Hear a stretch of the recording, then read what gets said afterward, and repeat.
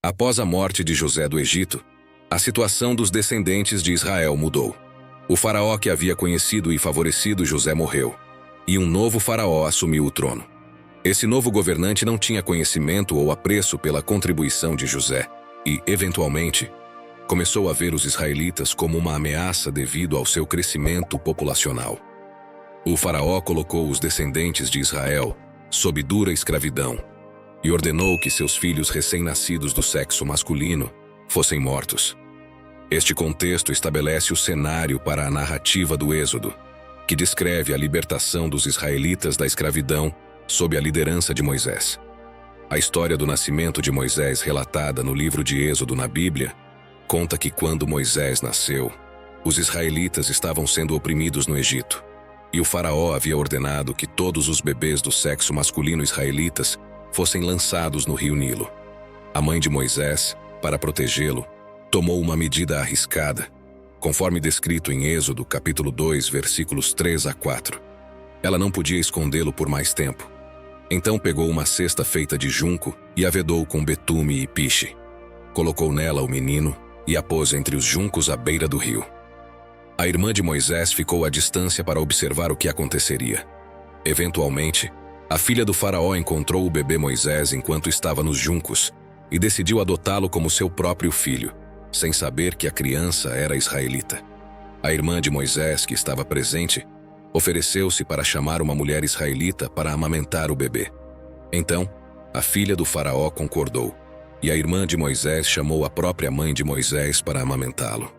Dessa forma, a mãe de Moisés foi chamada para ser a ama de leite de seu próprio filho durante os primeiros anos de sua vida, enquanto ele estava sob os cuidados da filha do faraó. Esse episódio destaca a providência divina e a maneira como Deus cuidou de Moisés. Assim, a mãe de Moisés, ao colocá-lo na cesta no rio, conseguiu escondê-lo da ordem do faraó, e ele foi criado na casa do próprio faraó como um príncipe egípcio. O relacionamento de Moisés com a corte egípcia era complexo. Ele foi adotado pela filha do faraó e criado como um príncipe egípcio, desfrutando dos privilégios associados a essa posição. No entanto, quando Moisés cresceu, tornou-se consciente de suas origens israelitas e sentiu compaixão pelos seus irmãos que eram escravizados no Egito. Após um incidente em que Moisés matou um egípcio que maltratava um israelita, ele teve que fugir para o deserto, onde passou muitos anos.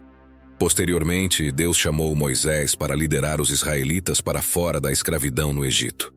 Assim, embora Moisés tenha tido uma conexão inicial com a corte egípcia, sua identidade e lealdade foram transformadas ao longo do tempo, levando-o a se tornar o líder dos israelitas na busca por sua liberdade. O diálogo entre Moisés e o faraó, na tentativa de libertar os israelitas da escravidão no Egito, é uma parte significativa da narrativa do Êxodo. Moisés, com seu irmão Arão como porta-voz, aproximou-se repetidamente do faraó, pedindo-lhe para permitir que os israelitas deixassem o Egito para adorar a Deus no deserto. Esse diálogo é marcado por uma série de pragas, enviadas por Deus como sinais do seu poder, e para persuadir o faraó a liberar os israelitas. A cada recusa do faraó em deixar os israelitas irem, uma praga diferente recaía sobre o Egito. As pragas incluíram água transformada em sangue, uma infestação de rãs, piolhos, moscas, pestes nos animais, úlceras, chuva de pedras de granizo, gafanhotos, trevas e a morte dos primogênitos.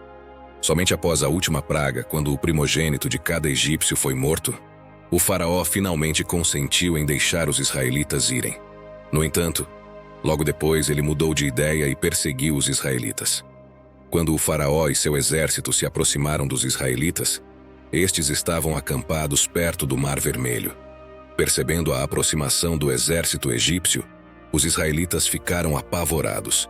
Moisés, então, recebeu orientação divina para estender sua vara sobre o mar. Deus dividiu as águas, criando um caminho seco no meio do Mar Vermelho para os israelitas passarem. Os israelitas atravessaram o mar, mas quando o exército egípcio tentou seguir, as águas se fecharam sobre eles, afogando o faraó e seus soldados. Este evento é visto como um poderoso ato de intervenção divina, libertando os israelitas da perseguição egípcia e marcando o clímax da narrativa do Êxodo. De acordo com a Bíblia, os israelitas passaram um total de 40 anos no deserto.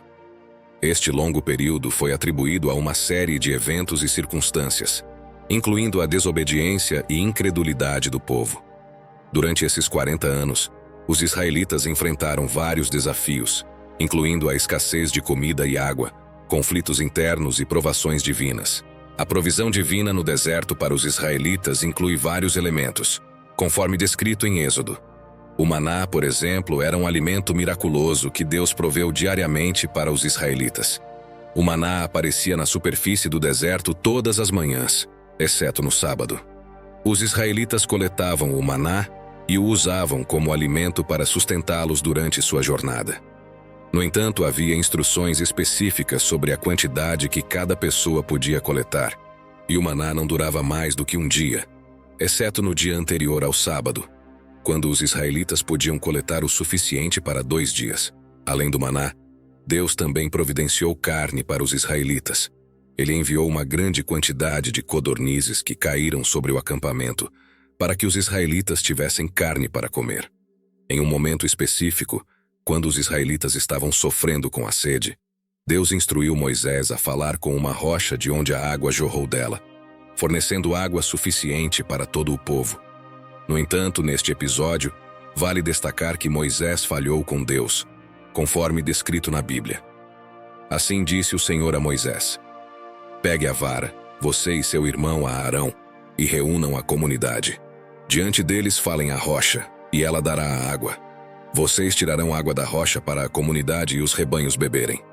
Moisés levantou o braço e feriu a rocha 2 vezes com a vara, e jorrou água em abundância, de modo que a comunidade e os rebanhos beberam. Mas o Senhor disse a Moisés e a Arão: "Vocês não creram em mim, para me santificar diante dos israelitas. Por isso, vocês não levarão esta comunidade para a terra que lhes darei." Em vez de simplesmente falar com a rocha, Moisés expressou frustração com o povo, e em vez de obedecer à ordem de Deus, ele bateu na rocha 2 vezes com sua vara. Essa desobediência custou a Moisés o privilégio de entrar na terra prometida. Deus considerou que Moisés não havia demonstrado a santificação de seu nome diante dos israelitas por meio da obediência. Apesar desse episódio de desobediência, a Bíblia destaca que Moisés foi um líder excepcional e um homem que era muito manso, mais do que todos os homens que havia sobre a terra. Números capítulo 12, versículo 3. Ele desempenhou um papel crucial na liderança dos israelitas durante o Êxodo e na transmissão das leis e mandamentos de Deus. Esses atos de provisão foram milagrosos e destacam a fidelidade de Deus em cumprir suas promessas de cuidar e sustentar os israelitas, mesmo nas condições desafiadoras do deserto. A Bíblia destaca vários episódios nos quais os israelitas demonstraram incredulidade, desconfiança em Deus e desobediência às suas instruções. Um dos episódios mais notáveis ocorreu quando os espiões foram enviados para explorar a terra prometida. Após retornarem, a maioria dos espiões relatou a presença de gigantes e fortalezas na terra, gerando medo e incredulidade no coração do povo. Em Números capítulo 14, versículos 1 a 4, a reação dos israelitas é descrita da seguinte maneira: "Então toda a comunidade gritou em alta voz, e o povo chorou a noite toda. Todos os israelitas murmuraram contra Moisés e Arão, e toda a assembleia lhes disse: Ah, se tivéssemos morrido na terra do Egito, ou se tivéssemos morrido neste deserto, porque o Senhor nos leva a essa terra para cair à espada. Nossas mulheres e nossos filhos serão capturados. Não seria melhor voltar ao Egito?" E disseram uns aos outros: "Escolhamos um líder e voltemos ao Egito." Essa atitude de incredulidade e resistência à liderança de Deus através de Moisés e Arão resultou em sérias consequências. Deus declarou que aquela geração não entraria na terra prometida, exceto Josué e Calebe, os 2 espiões que mantiveram uma fé confiante em Deus. A passagem de incredulidade e desobediência destaca a importância da confiança em Deus e da obediência às suas instruções na jornada espiritual. Esses eventos moldaram a história dos israelitas no deserto e serviram como lição sobre a importância da fé e submissão a Deus. Alguns pontos notáveis durante esse tempo incluem o recebimento das tábuas da lei no Monte Sinai. Moisés recebeu as tábuas da lei, que continham os 10 mandamentos e outras leis e instruções divinas para a vida dos israelitas. Porém, ao perceber que Moisés demorava a descer da montanha, o povo ficou ansioso e impaciente.